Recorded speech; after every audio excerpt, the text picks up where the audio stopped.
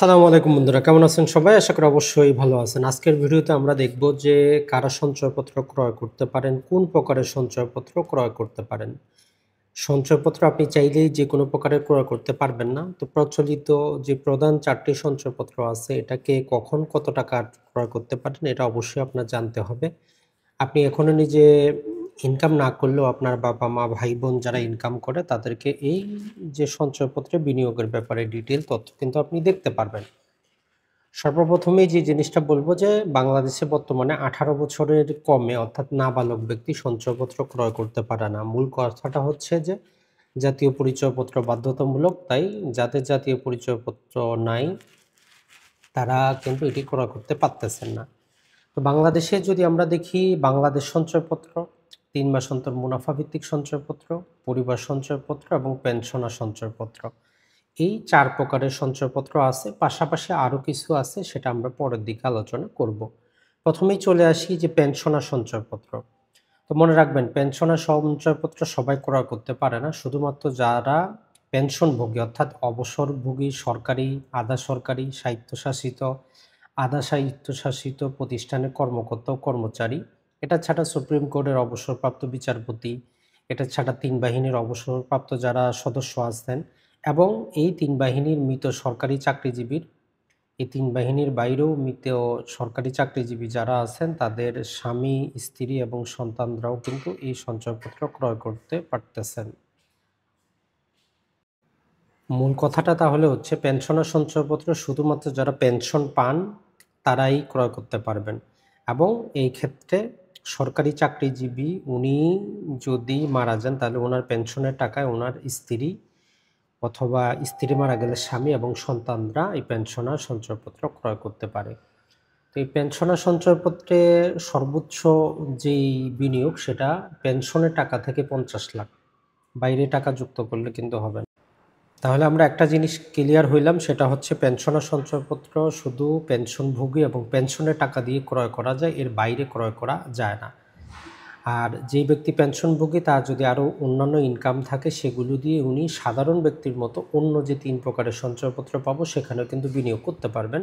তবে পেনশনের টাকায় সর্বোচ্চ ৫০ লাখই বিনিয়োগ করতে পারবেন। সুদের হার, মুনাফার হার আপনারা সবাই জানেন, মোটামুটি ১২% এদিক ওদিক হয়। তো ওটা আজকে আলোচনা আমরা করতেছি না। তাহলে আপনি বুঝলেন পেনশনারটা। এখন আসি আমরা পরিবার সঞ্চয়পত্র। তো দেখেন যে পরিবার সঞ্চয়পত্র আছে, এটাও আবার যে কেউ চাইলে ক্রয় করতে পারে না। এটা হচ্ছে ১৮ বছরের বেশি যে কোনো মহিলা, ১৮ বছরের বেশি যে কোনো মহিলা অথবা ১৮ বছরের বেশি যে কোনো শারীরিক প্রতিবন্ধী নারী এবং পুরুষ। তো এই আপনি শুধু মুখের শারীরিক প্রতিবন্ধী বললে হবে না, এটা সরকার কর্তৃক আপনার সার্টিফিকেটের প্রয়োজন হবে যে আপনি হ্যান্ডিক্যাপড। তাহলে ১৮ বছরের ঊর্ধ্বে যে কোনো মহিলা, ১৮ বছরের ঊর্ধ্বে যে কোনো হ্যান্ডিক্যাপ এবং ৬৫ বছর বা তার বেশি যে কোনো বাংলাদেশি পুরুষ শুধুমাত্র একক নামে এই সঞ্চয়পত্র আপনি ক্রয় করতে পারতেছেন। সর্বোচ্চ সীমা হচ্ছে 45 লাখ। তাহলে মূল কথাটা যদি এখন আমরা পরিবার সঞ্চয়পত্রে চলে আসি, সেটি হচ্ছে যে তাহলে পরিবার সঞ্চয়পত্রটা সবাই ক্রয় করতে পারতেছে না, শুধু ৬৫ বছরের ঊর্ধ্বে যেয়ে পুরুষ ক্রয় করতে পারতেছে, ১৮ বছরের ঊর্ধ্বে গিয়ে মহিলা ক্রয় করতে পারতেছে, আর ১৮ বছরের ঊর্ধ্বে যে কোনো হ্যান্ডিক্যাপ পুরুষ হোক বা মহিলা হোক সর্বোচ্চ বিনিয়োগ করা যাবে 45 লাখ। তো এই দুইটা ছিল দুইটা কন্ডিশন। এখন অন্যান্য যে সঞ্চয়পত্র আছে এগুলা যে কেউ ব্যক্তি ক্রয় করতে পারবে, নাবালক ব্যতীত। নাবালক যেহেতু ক্রয় করতে পারে না, নাবালকের বাইরে ৩ মাস অন্তর মুনাফা ভিত্তিক মানে প্রতি ৩ মাসে মুনাফা দেয় ১৮ বছরের ঊর্ধ্বে যে কোনো নারী পুরুষ ক্রয় করতে পারে। আর বাংলাদেশ সঞ্চয়পত্র ১৮ বছরের ঊর্ধ্বে যে কোনো নারী পুরুষ এবং কি প্রাতিষ্ঠানিক বিনিয়োগটাও কিন্তু বাংলাদেশ সঞ্চয়পত্রে করা যায়। তো সর্বোচ্চ সীমা হচ্ছে ৩০ লাখ, আর ৩ মাস অন্তর মুনাফা ভিত্তিকটাতেও হচ্ছে ৩০ লাখ। তাহলে ৪টা সঞ্চয়পত্র আপনি জানলেন, পেনশনার, পরিবার সঞ্চয়পত্র, ৩ মাস অন্তর মুনাফা ভিত্তিক এবং বাংলাদেশ সঞ্চয়পত্র। তবে এখানে আরেকটা কথা আছে, এই যে বাংলাদেশ সঞ্চয়পত্র, ৩ মাস অন্তর মুনাফা ভিত্তিক এবং পরিবার সঞ্চয়পত্র, এই ৩টা মিলিয়ে আপনি আবার ৫০ লাখের বেশি ক্রয় করতে পারবেন না। পূর্বে এটার লিমিট ছিল না, কিন্তু ২০২০ সালে এসে সরকার কি করে একটা লিমিট করে দেয় যে যেমন কোনো ব্যক্তি যদি পরিবার সঞ্চয়পত্রে 45 লাখ ইনভেস্ট করে উনি আর ৫ লাখই অন্য সঞ্চয়পত্র ক্রয় করতে পারবেন।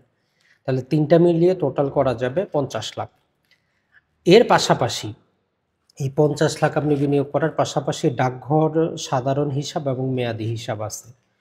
তো ডাকঘর মেয়াদি হিসাবে আপনি 10 লাখ টাকা একক নামে ক্রয় করতে পারবেন এবং যৌথ নামে 20 লাখ। আর চাইলে সাধারণ হিসাবেও আপনি সেখানে মোটামুটি 10 লাখ পর্যন্ত রাখতে পারবেন। তাহলে সাধারণ হিসাবে 10 লাখ, ডাকঘরে মেয়াদি হিসাবে 10 লাখ, 20 লাখ, আর এইখানে সঞ্চয়পত্রে হচ্ছে আপনার 50 লাখ। টোটাল আমরা যদি হিসাব করি, একজন সাধারণ ব্যক্তি 18 বছরের ঊর্ধ্বে টোটাল যে কাজটা করতে পারতেছেন 70 লাখ বিনিয়োগ করতে পারতেছেন। আর যদি উনি পেনশনার হন তাহলে ওই 70 লাখের পাশাপাশি তার পেনশনের টাকা থেকে আরো 50 লাখ এখানে বিনিয়োগ করতে পারবেন। এই জিনিসগুলো যদি আমাদের জানা থাকে তাহলে বারবার মানুষের কাছে জিজ্ঞেস করতে হবে না। তাহলে আপনি যদি সাধারণ ব্যক্তি হন, আপনি টোটাল ডাকঘরে সাধারণ হিসাবে 10 লাখ, মেয়াদি হিসাবে 10 লাখ, আর ওই ৩টার মধ্যে যেটা আপনার খাটে ওইখানে 50 লাখ, টোটাল 70 লাখ। এখন যে প্রশ্নটা আসে যে প্রবাসী, আপনি দেশের বাইরে থাকেন, আপনি এগুলা ক্রয় করবেন কিনা? তো দেখেন, আপনি দেশের বাইরে থাকলেও এগুলো আপনি ক্রয় করতে পারেন, 70 লাখ, কোনো বাধা নাই। পাশাপাশি আপনার জন্য বিশেষ প্যাকেজ আছে, সেটা হচ্ছে ওয়েজানা ডেভেলপমেন্ট বন্ড, যেটা আমরা অন্য ভিডিওতে আলোচনা করব তার ডিটেইলটা। আজকের ভিডিওতে জাস্ট আমরা বিভিন্ন প্রকার প্রশ্ন এবং কোশ্চেন পাই, সেগুলো দেওয়ার চেষ্টা করতেছি আমরা।